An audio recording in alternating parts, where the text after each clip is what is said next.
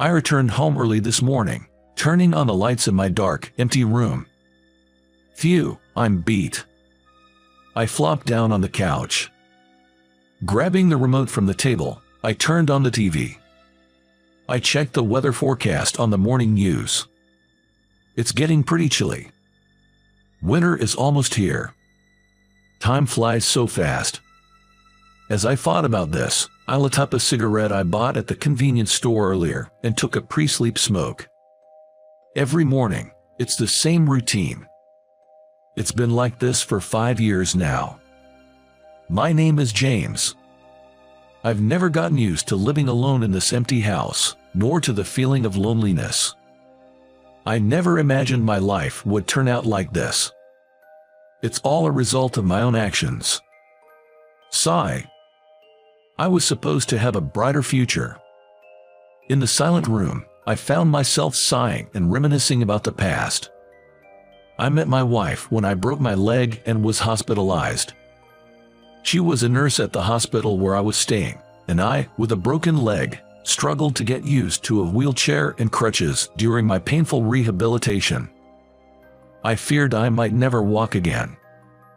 I felt anxious and worried. It was then that she started talking to me and treated me kindly, seeming like an angel. Talking to her, with her cute smile, made me feel really happy. "Hey, after I get discharged, would you like to go out for dinner with me?" I asked her almost every day. She turned me down many times, but finally, she gave in and handed me a note with her contact information. Yes, finally, I've got a date. The night before our first date, I was so excited that I had trouble falling asleep. On our first date, I was completely captivated by her. I had only ever seen her in scrubs before, but she wore a white floral dress and stylish accessories. After asking her out to eat several times, I confessed my feelings and asked her to be my girlfriend. I was over the moon when she said yes. Eventually, as our relationship progressed, we started considering marriage. "You know, I'd like you to meet my parents soon," she said, her face turning red. "I want to introduce you to my parents too. Let's plan to visit each other's parents next weekend." "Okay, thank you." A few days later, while I was at work, she called me. "Hello, what's up? I have something to tell you." "Hey, I'm at work. What's going on?"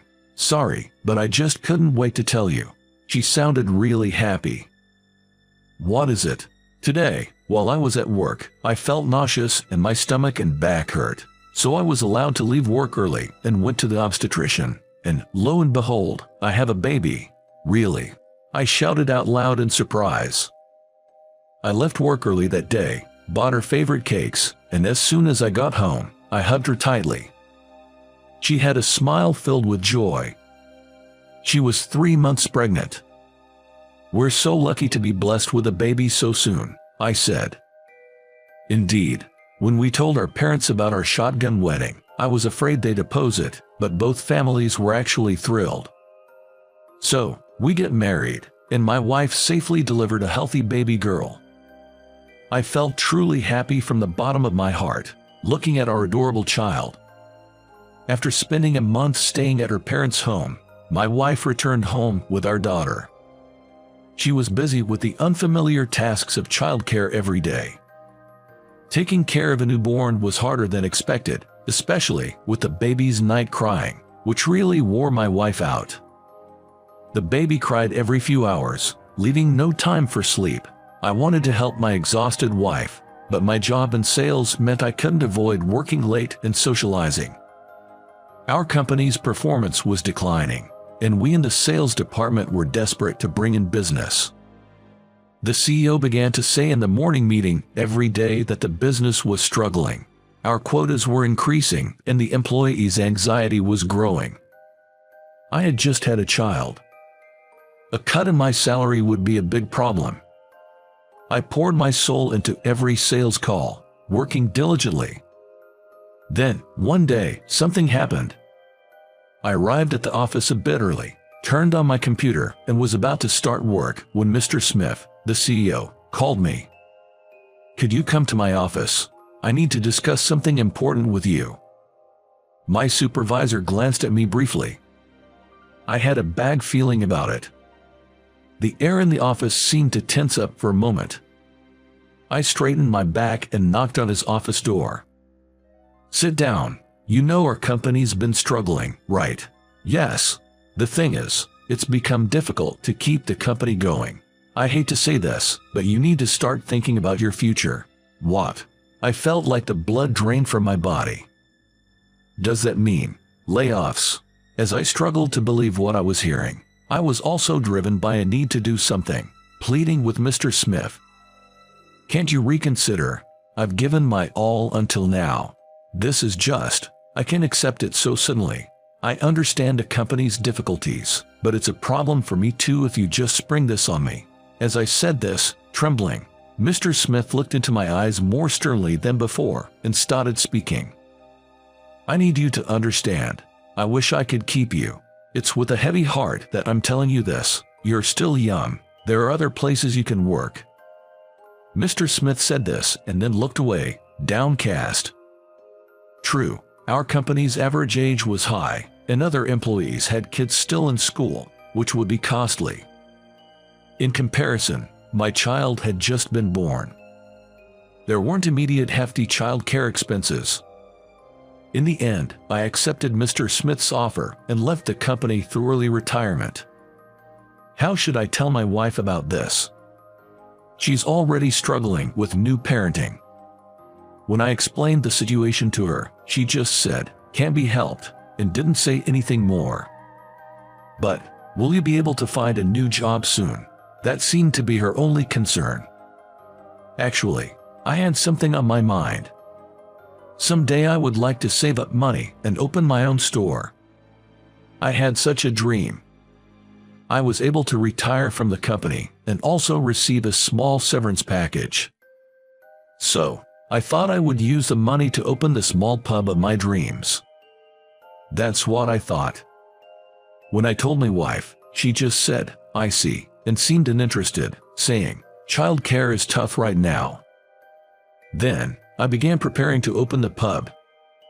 First, I started working part-time at a local bar I had noticed before. I also enrolled in a culinary school to learn about managing a food business, keeping busy every day. I had no time for household chores. Gradually, my wife and I began to argue more, and soon, every conversation turned into a fight. The bright and kind woman my wife once was had disappeared, replaced by a completely different person, quick to anger. Then one day, it happened. My wife finally snapped, and we had an unprecedentedly huge fight. "You don't have any intention to help with child rearing. It's like I'm raising our child alone. Quitting your job suddenly to chase a dream seems thoughtless to me," she said. My wife said something like that. I was quite selfish. My wife was an excellent nurse and would have advanced her career if we hadn't had our child. She wanted to return to work early, but couldn't because of the long waiting list for daycare. I didn't even help raise the kids, and I was the only one chasing my own dreams. Looking back, it was unfair. Back then, I couldn't understand her point of view and only argued back. One day, when I came home from work, I found a note from my wife about divorce on the table, and my wife and daughter's belongings gone. It was only then that I realized how selfish I had been. Holding the note, I cried in the now empty room where my wife and daughter used to be. But it was too late for regrets. Later, I went to my wife's parents' house, and after many discussions, we ultimately agreed on a divorce. Our daughter was young, so custody went to my wife. Alone, I threw myself into work to escape the loneliness. The room, now devoid of my wife's smile and my child's voice, was quiet and filled with emptiness. I finally understood the saying, "You don't know what you've got until it's gone."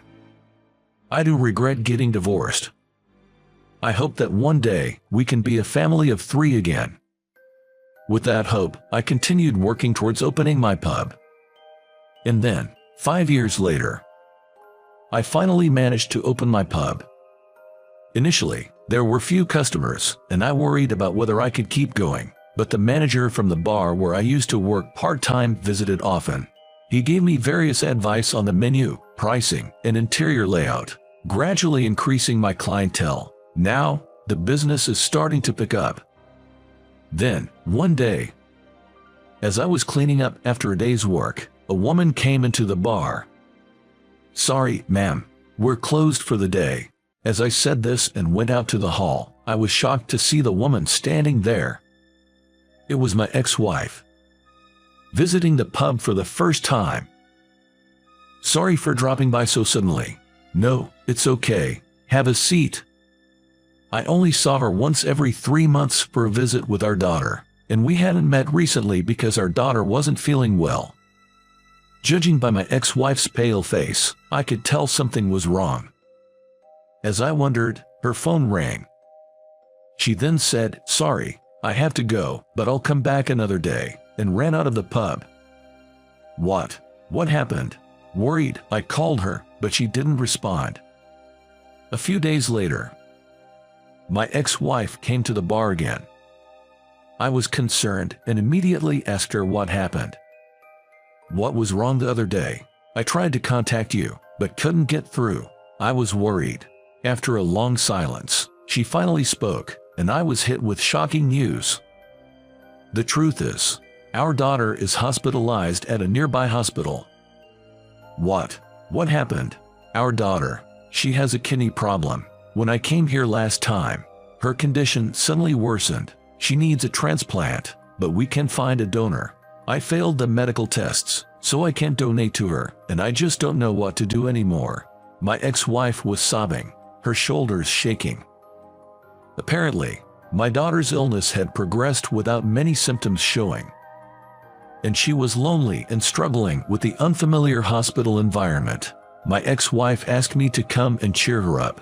The next day, I closed the pub and headed to the hospital where my daughter was staying. When I opened the door to the hospital room, there she was, my daughter, asleep. She looked a bit thinner. Holding my daughter's hand, I shared with my ex-wife what I had been thinking about since yesterday. Used my kidney. What? I haven't done anything fatherly for our daughter, just regret so far. I've been away, but I care about her as much as you do. It's a strange way to show it, but if I can be of help, I want to save her. I conveyed all my feelings to her. After a silence, she spoke with tears in her eyes. "I had no right to take her away from you. I was selfish back then, and I've always wanted to apologize. I'm truly sorry." She apologized. "No, the selfish one was me. I'm sorry." Then we both reflected on our selfishness. Afterwards, I went through the tests immediately, and it was confirmed that there was no problem with me undergoing the surgery. The kidney transplant was a success. The recovery went well, and I was able to leave the hospital earlier than expected.